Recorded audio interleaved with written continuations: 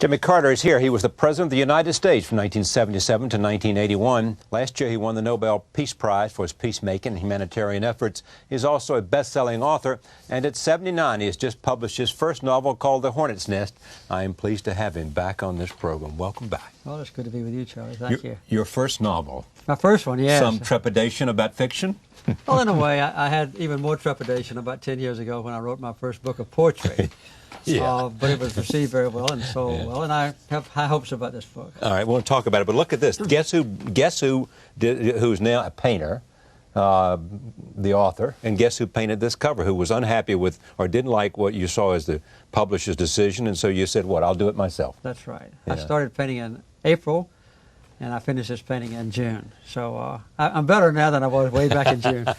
There's also a map in here that you did as well. That's right. You weren't happy with the map, and so you said... Well, there was no way to find a map that I could understand, all the way from the coverage of the war from St. Augustine, where a lot of the battle took place, all the way up to Yorktown, where Cornwallis surrendered. So I did the map, and so every battle that's mentioned in the book is covered on my map. Yeah. From Yorktown is a place that I know a bit about simply because it's not very far from where I grew up in Henderson, North Carolina.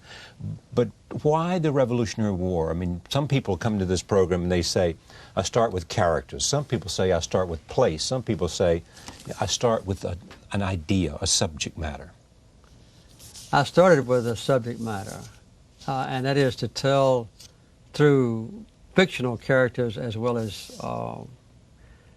historical figures, a real story of what happened in the Revolutionary War, which is not known by very many Americans. Most people know about the Revolutionary War, Bunker Hill, and they know about Paul Revere's ride, and they know about George Washington crossing the Delaware River.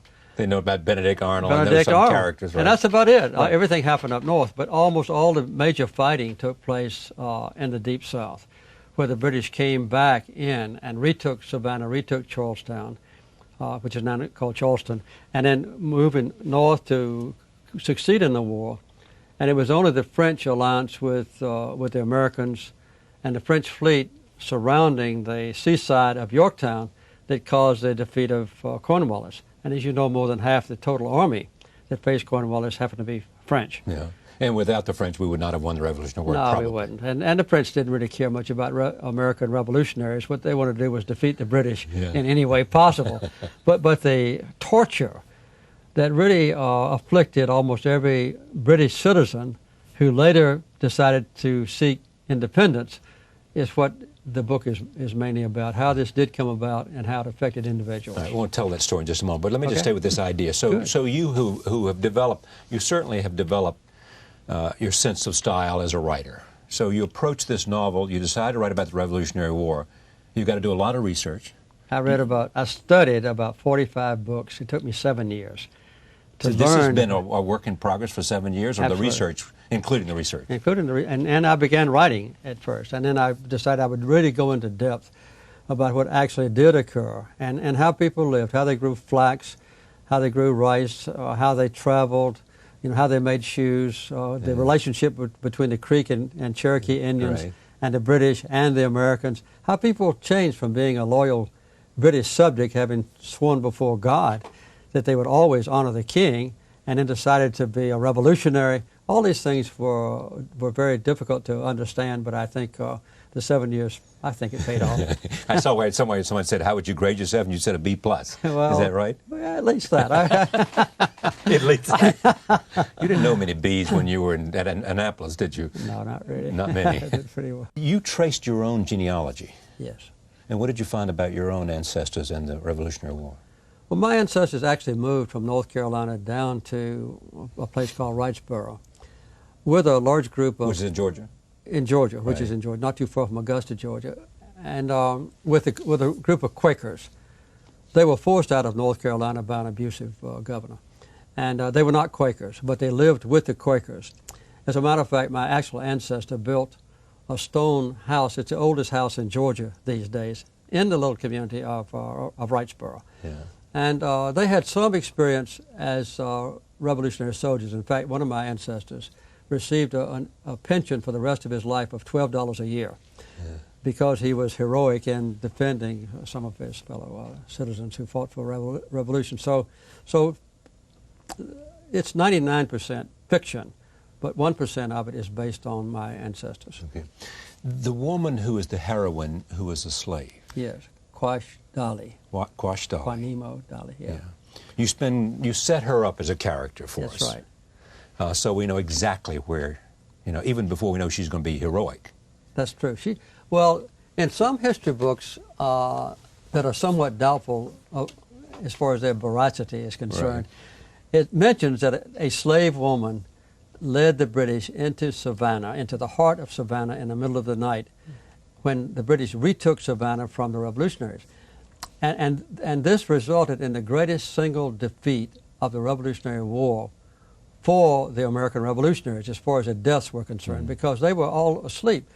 And they thought that Savannah was impervious to attack because of the marshlands and streams. This particular slave woman had lived on the marsh area, and she knew this secret passage. Right. So I dreamed up all the story leading up to this incident, that she was raped on a plantation and she wanted to get back at the Americans because of her slave masters raping her. And so she told the British how to get into the heart of Savannah. Did your political experience help you figure out how to write about the political aspects of the Revolutionary War and the relationship between political figures and others? Yes, it did. I think what a lot of people don't realize is that the American Revolution was just kind of a blip on the radar screen, you might say, of England and France and Spain and Russia and others who were involved in a global struggle for power. And the French didn't support the Americans because they were interested in revolutionary fervor. Sure. What they wanted to do was to punish the British. And that interrelationship was profoundly important for the ultimate victory of the Americans.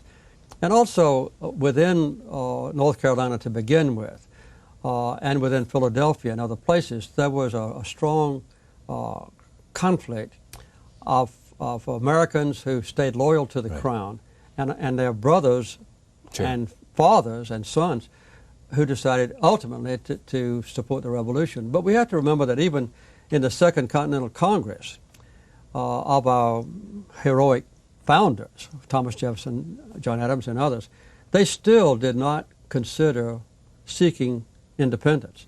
All they wanted was for the British Parliament to redress some of the grievances with the Stamp Act and so forth. So it was quite late in that process that Americans actually began to move toward seeking independence. And so this is a story of how individual American people who were all British subjects, one by one, began to say, okay, I will turn away from my oath before God to support the King of England, and I will be a revolutionary against my own government, which is the British government. Sure. And it was a very difficult and torturous process. And the thing that a lot of people don't realize, and that I didn't really realize until I began to do this research, this was the bloodiest war in which Americans have ever been involved. The reason for that is that the Civil War, the war between the states, was basically divided between the people north of the Mason-Dixon line and the one south, with some exceptions. But it was a geographical division. There was no such geographical division in America. The division was inside a family. Sure, and neighbor against neighbor, family against brother. Because some stayed loyal to the king and others didn't. In fact, at Kings Mountain, which is one of the battles described in here, right on the border between North and South Carolina, there were about 1,000 redcoats on the top of the mountain. Every one of them was an American. Yeah. The only Britisher there was a commanding officer.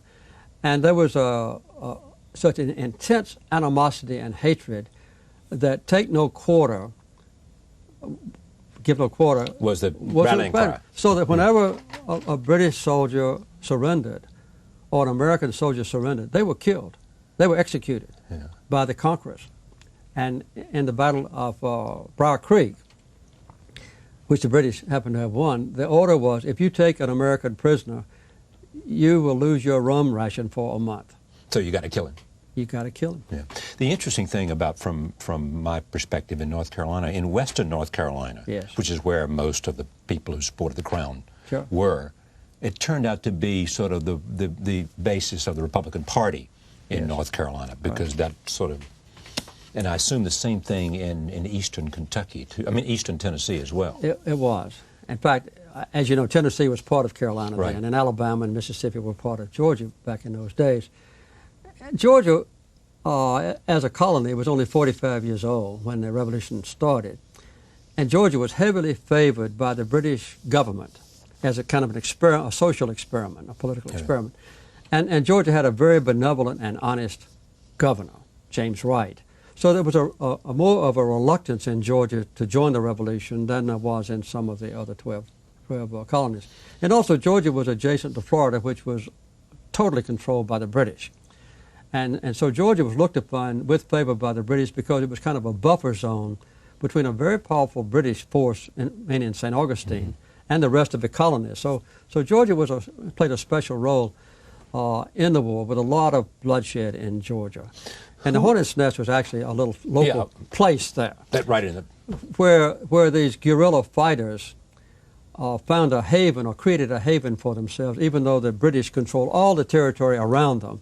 They were still fairly impervious because they were so heavily defended. It was a very interesting experience. Of all of the founding fathers, who's your favorite? Well, I think Thomas Jefferson.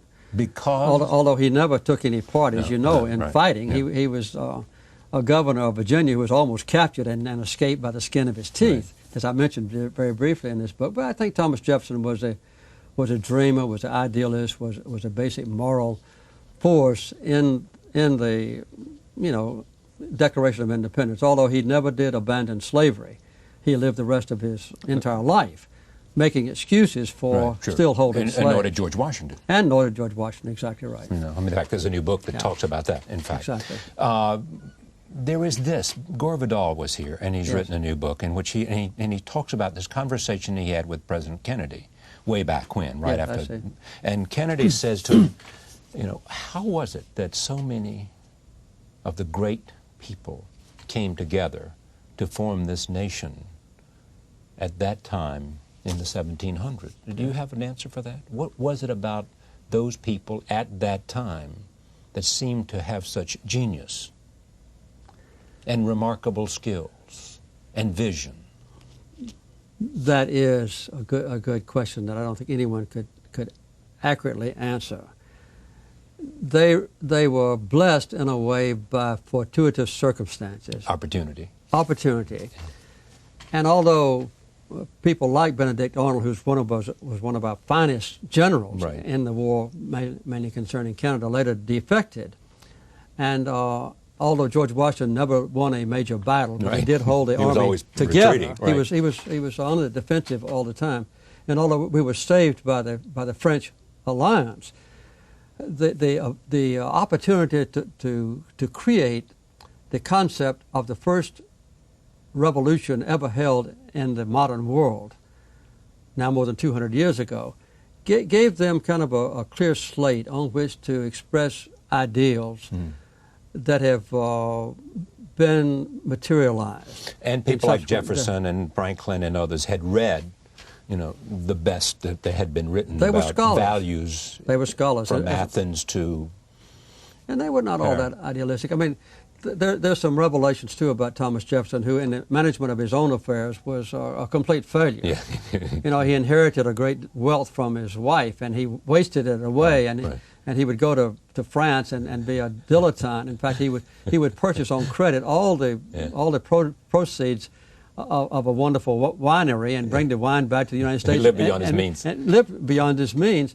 In fact, he accepted the role of vice president just so he could get the $5,000 a year, and he never went to the Senate and did his duties. And then later he sold his entire library, as you know, to form the Library of Congress just to pay off his debt. So there were some problems there, not only with his slavery, but the fact is that they had an opportunity to express in idealistic terms what is the right of citizens to choose their own leaders.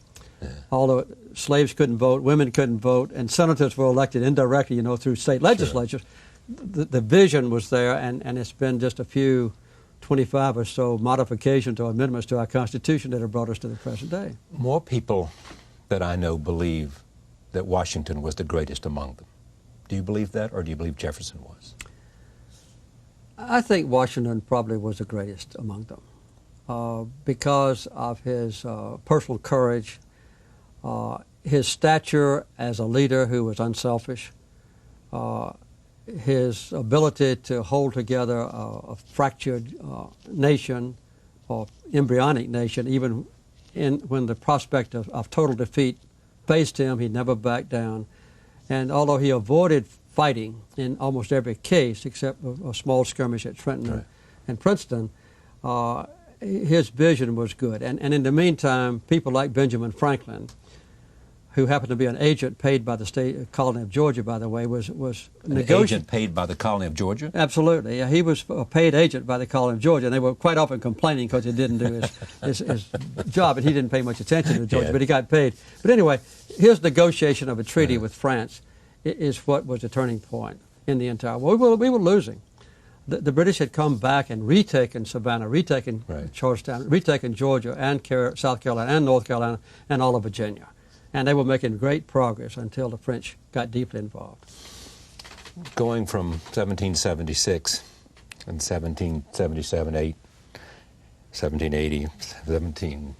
All the way to 1784. The British finally withdrew from New York in 1784. Yeah. Right. That's remarkable. 9 years after the first skirmishes in Massachusetts. Take that forward to 2003. How are we doing on this American experiment, in your judgment, in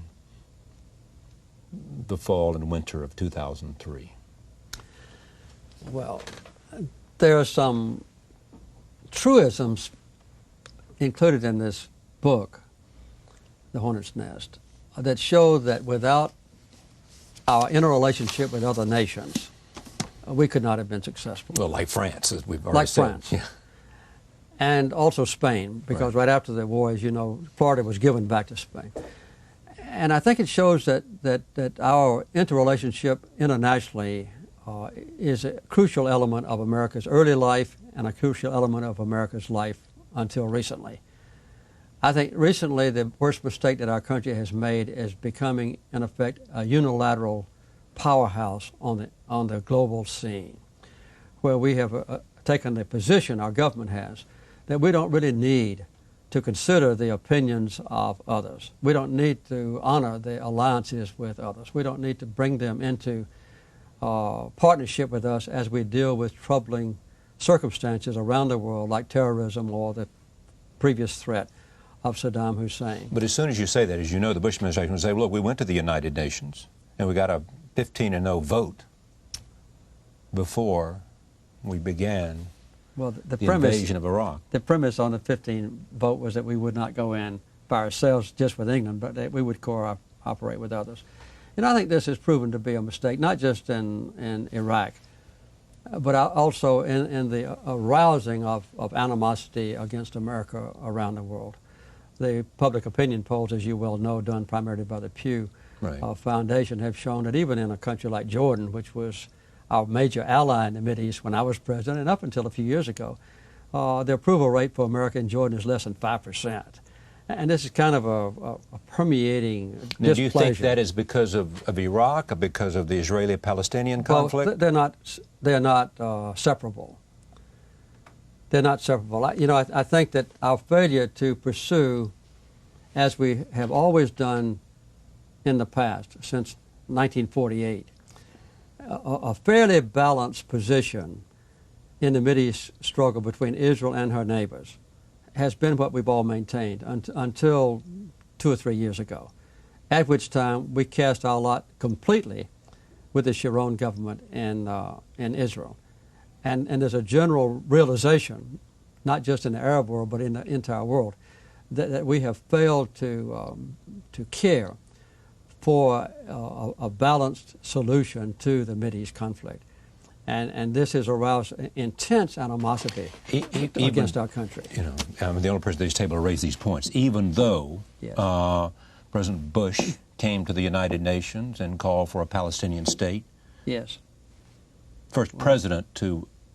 I don't think you did that, did you? I called for a Palestinian homeland. Homeland, right, yeah. Which is different than a Palestinian state. In March of '77, right.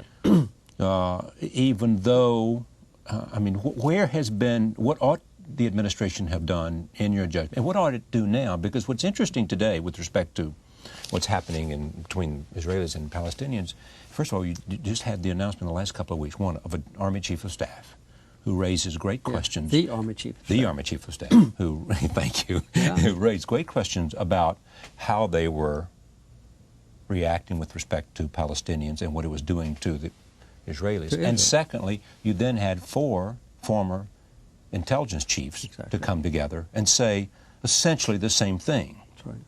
What's going on? What does that represent? What does that reflect? Charlie, a major part of my senior adult life since I became president has been to bring peace to Israel. Right. And this was a high priority when I was in office. And we concluded a treaty between Israel and Egypt, which not a word of which has ever been violated. And I see the present trend in Washington and in Israel under President Bush and under Prime Minister Sharon as contrary to the best interests of Israelis and the nation of Israel. And it is alienating people who in the past have been supportive. Sharon has no interest, in my opinion, in a peace agreement with the Palestinians. His main interest is to colonize the West Bank and Gaza, and he has built hundreds of settlements all over that territory with the full acquiescence of the Bush administration. And as you probably know, a wall is now being built. Even though they may give some verbal... They give verbal support to it, but verbal objection to it in some cases. Yeah, we have very quiet objections. And the wall is being built. It's twice as high as the Berlin Wall, 3 times as long as the Berlin Wall.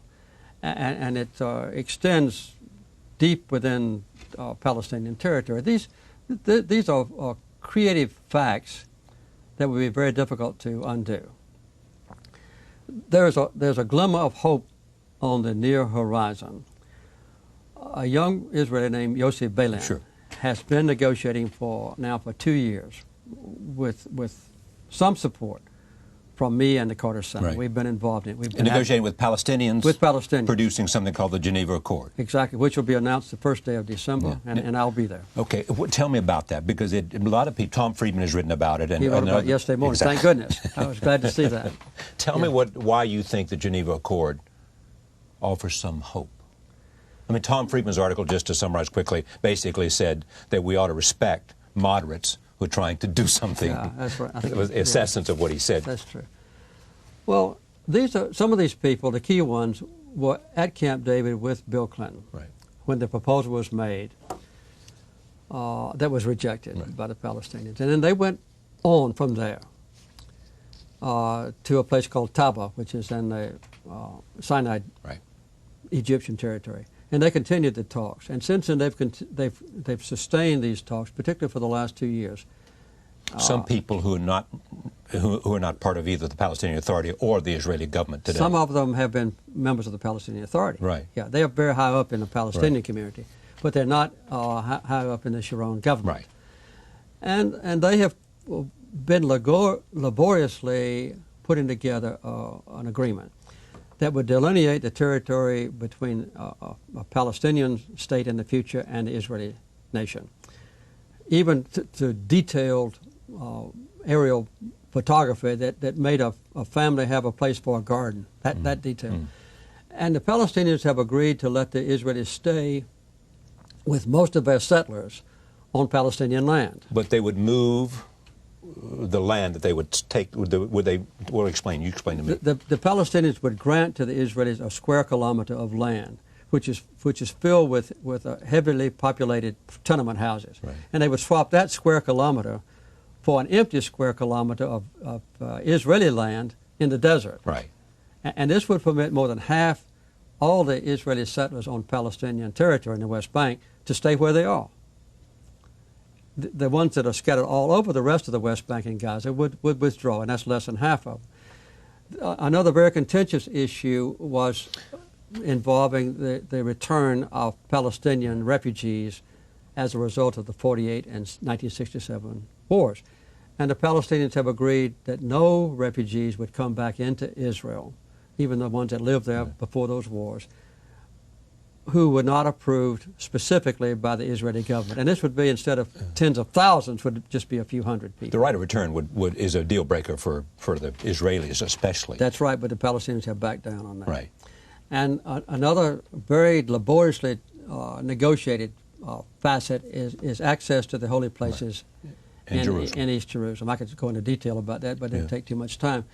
And then the other one was, though, that the Israelis would withdraw from their settlements, quite remote, some of them only have 10 people in them, to let the Palestinians have a contiguous West Bank and a major access between the Gaza and the West Bank. What it is a final solution envisioned, so far with no official approbation, that consummates completely what was dreamed about with the Oslo Agreement in 1993, and also which is envisioned directly in the so-called roadmap, which has been endorsed by President Bush. And how similar is it to the agreement that was negotiated at Camp David and then at Taba with respect to borders, with respect to settlements? It's a continuation of that, but an elaboration and a more specific, detailed arrangement. The details have now been worked out in this proposal. So why do you think this has a chance? Well, when it was first revealed in Israel, it was revealed, by the way, by a vituperative denouncement of it by Prime Minister Sharon before they intended for it to be made public. When he denounced it, it was then revealed in partiality. And an early public opinion poll that I've seen showed that 40% of the Israelis approved it even then. It was not known. We were supposed to be in Geneva for the announcement on the 24th of November. Right. But the Israeli side of the negotiators decided that they would rather take one more week so they could completely promulgate the details to the Israeli public and not announce those details in a foreign country, that is Switzerland. Right. So I agreed to delay my visit and go, and so they arranged it so I could be there. So on December the 1st, it will be revealed in detail to the world public, but it's already now being distributed in its complexity and completeness throughout Israel. I think it has hopes of setting a pattern that obviously would have to be consummated in the future by detailed official negotiations, but which is very likely to be approved by a vast majority of Palestinians. Also, this is a kind of proposal that, in my opinion, can result in a unanimous decision among all Arab countries, led by Saudi Arabia, to recognize Israel's right to exist and to exist in peace, so that all the Arab countries, some of them now supporting the terrorists and Palestinians, would withdraw their support and condemn any act of terrorism against the Israelis by Palestinians who are disaffected. Now, this is not a hopeless case, because when I concluded the peace treaty back in 1948, there was a wave of peace. When you concluded you mean the first Camp David between Accords, Sadat, not in 1948, but 1978 and 79. Right. Yeah, when I concluded that agreement, there was a long period of total peace. There was no terrorism acts. Right. In 1993, when Rabin and Peres concluded an agreement with Arafat, and won the Nobel Prize. And won the Nobel Prize. There was a long period of complete peace. There was no terrorism. And even later, when the Carter Center went over and held an election for the Palestinians in January, I think, of 1996, again, there was no violence there. I and all the Carter Center people went all over the West Bank and Gaza with no danger to us. As you well know, that Ehud Barak said after Camp David, and especially after Camp David and Taba, said, look, he found out that Yasser Arafat was not a bargaining partner, that he was not interested in making a deal. Now, you believe that he is? The only thing I know is that he did at Oslo. You know, he was there. So what's the difference between Oslo and Camp David, then, you think? Because we've just said that Camp David is the second Camp David, right? Well, the second camp, I don't want to get into detail, and I don't want to be looked upon as being biased. I'm trying to be fair. I see. But in effect, the proposal made in the last few months of President Clinton's administration, by him and Barack, was not something in which the Palestinians had been involved. And it encompassed the leaving of hundreds of Palestinian settlements all over the West Bank. And it was assumed that the proposal made on East Jerusalem retained Israel's complete sovereignty over East Jerusalem.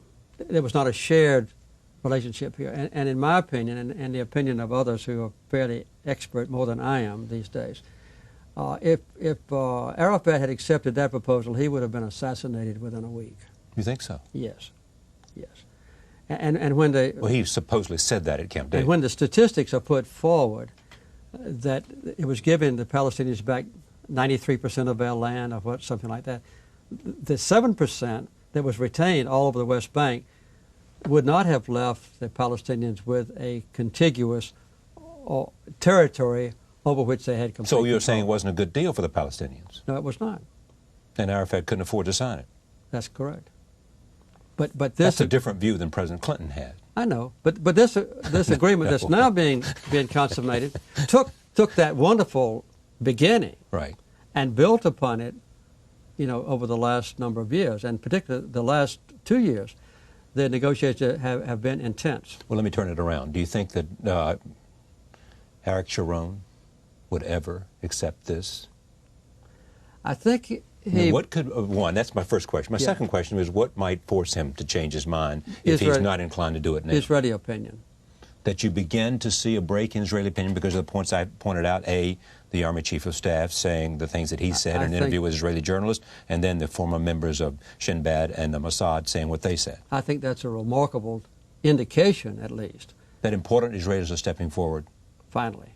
To say we can't continue this because we're doing things that are not in our interest. Not compatible with and go against our sense of Jewish heritage, exactly. or Jewish faith, a Jewish belief in God.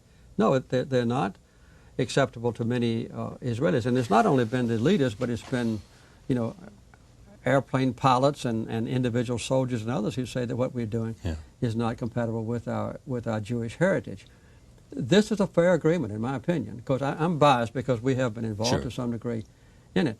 But the primary negotiation has not been involved in the Carter Center. It's been between the Palestinians and the Israelis. Yeah, so this makes, basically, the difficulty of doing this makes Menachem Begin and Anwar Sadat a piece of cake. I will say this, that when Menachem Begin would be reluctant to accept a proposal that I made, which I thought was fair, obviously, I would point, and he would say that the Israeli people would never accept this. I could go to him because we were polling constantly, and I could say 63%. You were polling in Israel? Yeah, in Israel. I would say 63% of the Israeli public supported this proposal within the last 2 weeks. And eventually, because of the influence not of mine, but his own Israeli associates at Camp David, they convinced Menachem Begin to accept the final proposal. What's the most important quality for an American president to have in your Camp David, Bill Clinton's Camp David? I mean, what is it that an American president has to do in order to get the kind of agreement you got, which must have been the highlight of your presidency, that along with the Panama Canal Treaty, both of them which you took great risk in order to do? Well, there is a technique. Tell me about, go ahead.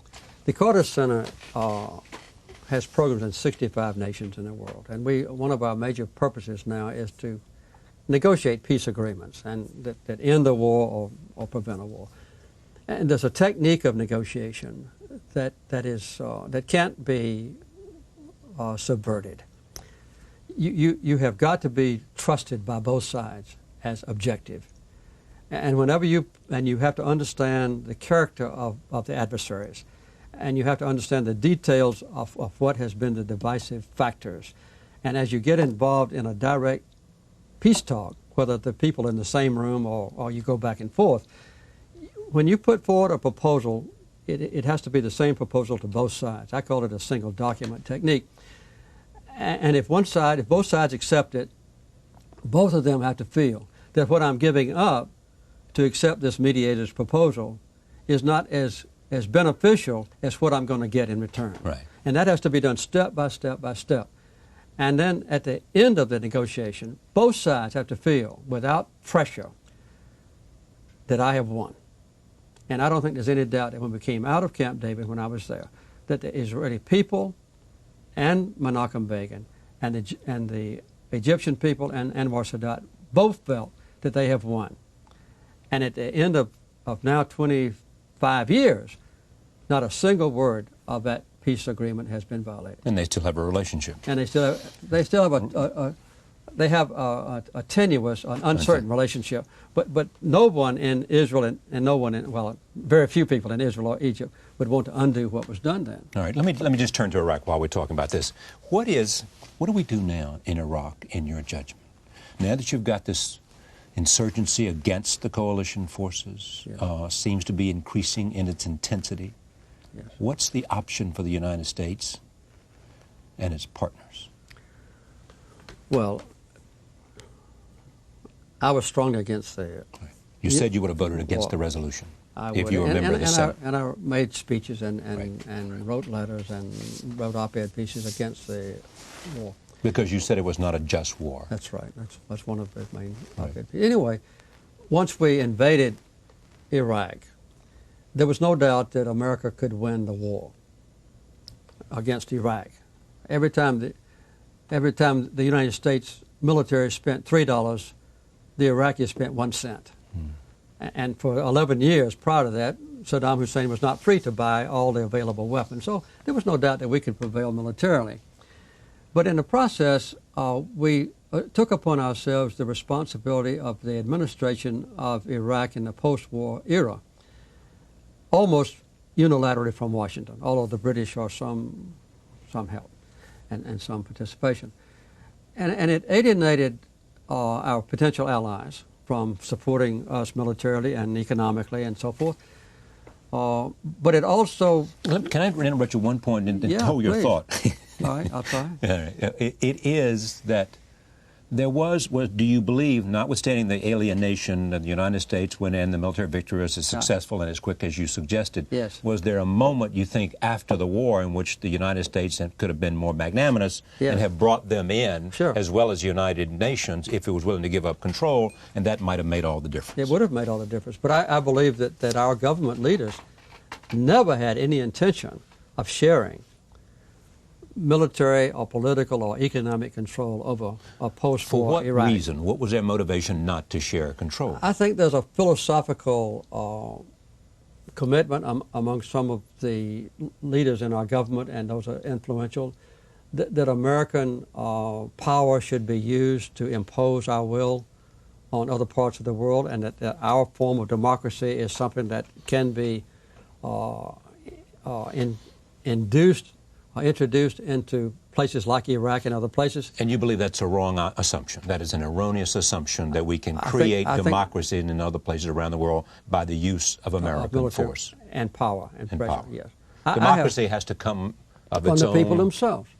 From the people themselves. Well, they would say that, well, look, we've got to remove the shackles of Saddam Hussein in order to give them the opportunity, because as long as Saddam was there, they would never have the opportunity. Well, let's look at so far, the halcyon days of welcoming, conquering heroes that the Vice President and others enunciated so repetitively. When the Allies went into Paris would have been an example. Has not been realized. And the increasing violence, not only in Iraq, but the violence that has now been evident in Indonesia and in Turkey and in Pakistan and other places, is part of this alienation brought about by this invasion and by the Mideast, which I don't think is separable, as I said earlier. Now, of course, what we may be forced to do is to let the Iraqi people actually have some control over their own affairs. The present proposal put forward, which might be partially consummated shortly before the election next year, which is not a coincidence in my opinion, might very well be a granting of real democracy. Of course, we have closed the door to any sort of election, any sort of voting. From what I understand about it, there will be kind of town hall meetings around the country during which some leaders will take place. And I think my prediction is that the American government will still retain tight control over the political structure. Because we don't trust them to do what we want them to do, or because we'll have no control after that takes place? I think we want to make sure that a majority who happen to be Shiites won't take over and create a system of government that's religious in nature and not secular. That's part of it, and that's a justifiable concern. I was going to say, wouldn't that bother you too? I mean, you don't want to see a government that's similar to the government in Iran, do you? No, that's a justifiable concern. So what do you do if you're them? If you're worried about that kind of government taking over there? My hope is that the United States will be very generous in granting real political independence or autonomy to the Iraqi people. And the form of it, obviously, is unpredictable. And I hope that's a genuine commitment. I think there's a strong economic interest in controlling the oil wealth and other economic on the part matters. of the United States? Yes, on the part of the United States. And whether we'll be willing to share. In other words, help me understand. In other words, you believe that, in fact, you believe that, in fact, that the Bush administration is driven by controlling the oil resources of Iraq? That's one of the facets. Now, how would they plan to do that? By having a government that they created, that therefore will be friendly to American oil companies because the government is beholden to America? Is that the idea? I think they would like to. I know I'm naive. I'm just asking you to help me. I'm sure they would like to have a government in Iraq that's friendly to the United States. There's no doubt about that. Right. And if it was, de facto, it would in fact be amenable to American interests with respect to the oil. And to other economic benefits from Iraq, and vice versa. I think that's true. And my guess is that there will not be an open, armed welcoming of French and Russian oil interests into Iraq on an equal competitive basis. So if you're a Russian oil company, it's not in your best interest. No. and so I think, but the military part, I think, has got to be American. You know, the security element. The security element. And I don't think it's advisable at all to consider having a United Nations general or a general from Switzerland or from France and anywhere else come in and take over the security responsibility. Does the UN, you know these people at the UN, do they want to come in? No. I didn't think so. No, they don't. So where are we? They did at the beginning. I think that right after the war, they've been prepared. And with Sergio de Mello would have been great. Yeah, and Kofi Annan, I think from the beginning, really did want to see a multinational force go into Iraq instead of an American-British force, primarily. Yes, I don't think there's any doubt about that.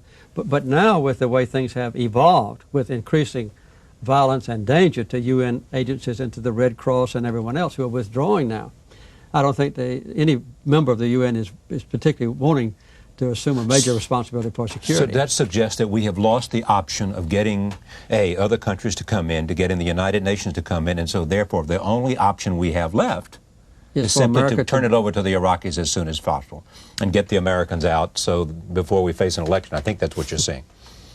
Isn't it? It is what you're saying. That's a thought, yes. A thought? What's the difference in a thought and what you're saying?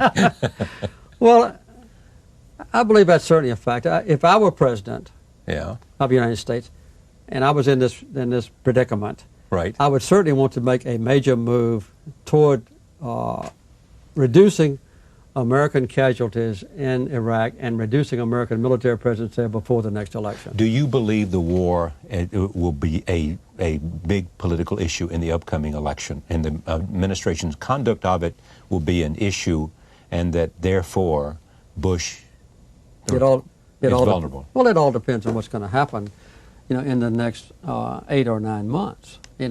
Is the level of violence going to be dramatically reduced, which I hope, which would bring credit, to the administration and would certainly help President Bush's chances for re-election, or is the level of violence going to be continuing at a fairly high level, which is very much a handicap. Okay, but can the administration control that that consequence? We haven't been able to yet, and I don't know if John McCain is right when he says that these quickly trained Iraqis can take over responsibility for security, or if they were well-trained Iraqis who were aligning themselves with the American forces, would they still be the target of violent attacks? Right. I don't know. I mean, that's something I'm not familiar with. Circumstances in Iraq. Here's what you are familiar with. Here's what you're familiar with. You're familiar with democratic politics. Who's the likely? Who do you think? Who do you think? Go ahead, Charlie. Who do I think what? You can finish the question. Who do you think has the best chance today of being the Democratic nominee? Today. I would say Howard Dean has the best Because he has chance. access to money. He's number 2 in Iowa, and he's leading by a significant margin in New Hampshire. That's my guess. And he's got support of 2 big unions. I think at this point, it seems clear that he's the favorite to win the nomination. There are people who worry in the Democratic Party, your party, of which you led, that Howard Dean might be another McGovern, and only in terms of what happened electorally, not in terms of any sort of negative thing about George McGovern.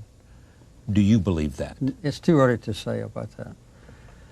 I think his support, as indicated by his financial success, is fairly widely prevailing. And he's no longer limited by any kind of campaign funding laws. No, that's true. And even in deep South Georgia, where it would be very difficult for a Democrat to prevail, in small cities in South Georgia, when the Dean campaign calls for a community meeting, hundreds of people show up. In South Georgia? Yeah, in deep South Georgia. I saw an article in the paper yesterday from Albany, Georgia, which is about... Sure, I know. You know Albany, Georgia. I do. Well, there a lot of people respond when the Dean television program, not the internet program, says, let's assemble and support. It shows you the power of the internet and shows you the... It does, and it shows the all-pervasive nature of his present influence. Howard Dean may very well fail in his effort. He may have a fallibility about which we're not familiar, or he may make a serious mistake that brings him down, or somebody else might have a burgeoning campaign. The question is, as you well know, is whether America will support someone who was against the war, and whether there's anything that makes Dean unelectable in your judgment. Not that I know about. I think the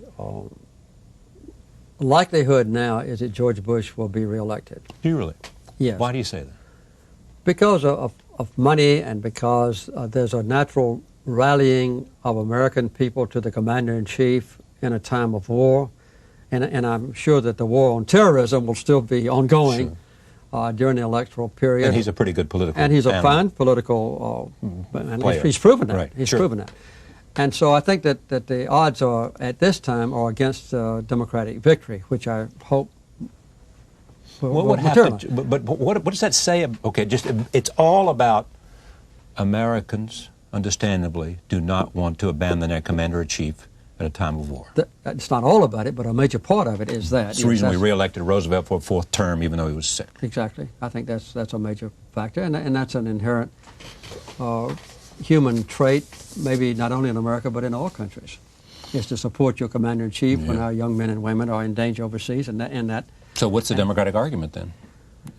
Well, I think that being the commander-in-chief almost a year from now may not be as important a favorable political factor as we think it is now.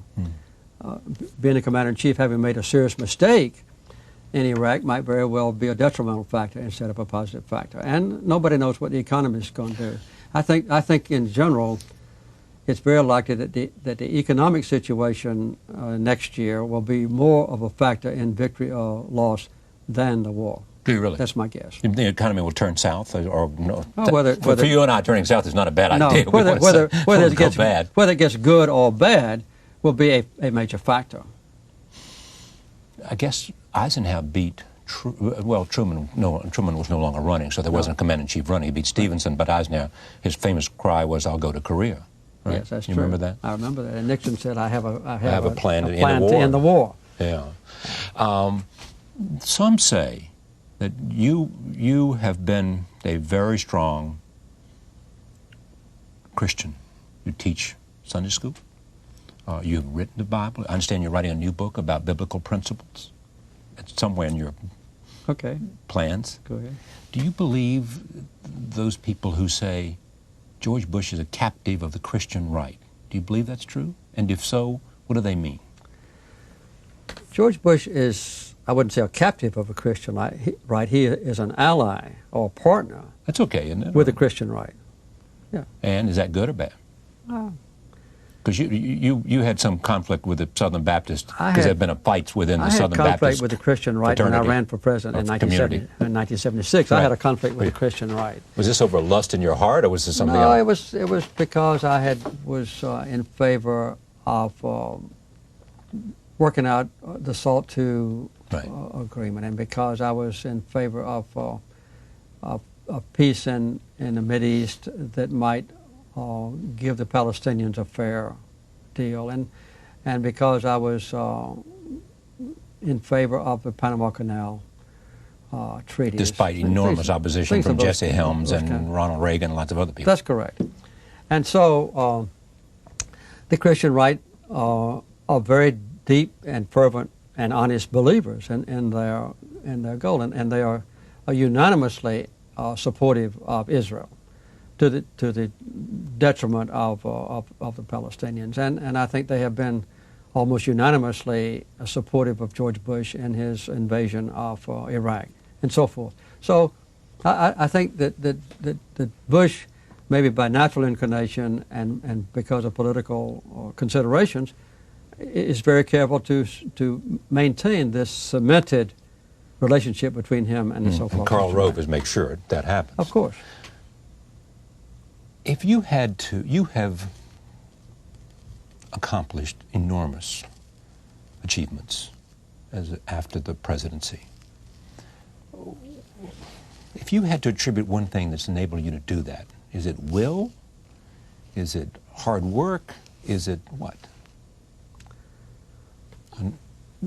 Well, we had a vision when I left the White House of continuing public service without being involved in domestic affairs, and so we really cast about to create an entity that we call the Carter Center that would fill vacuums in the world, and if the World Bank or the United Nations or the World Health Organization or Harvard University or the U.S. government was taking care of a problem, we did not get involved in it deliberately. That's been our basic policy. So we've just gone, as I say, to fill vacuums in the world, and that has put us in the heart of the poorest and most destitute people on earth.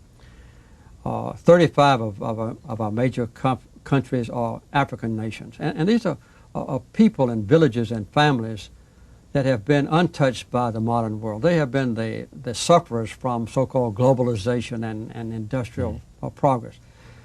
And they've slipped into a situation of dire need and loss of self-respect and hopelessness and violence as they reacted against their own government. Those are the people with whom Rose and I have been totally immersed almost for the last 22 years. And I think that just seeing their need and being able to provide some better life for them has been the source of a very gratifying post-presidential life. You have done it well, as almost unanimous. We haven't talked about North Korea and a lot of other things. We'll do that another time. Thank you for that. This is The Hornet's Nest, Jimmy Carter's first novel. He did prodigious research on this, and he tells a fascinating story about the Revolutionary War and the people who fought it and some of the conflicts in their life, and he gives us a sense of history told through fiction. My thanks to you for the hour. Thank you, Charlie. Thank you for joining us. See you next time.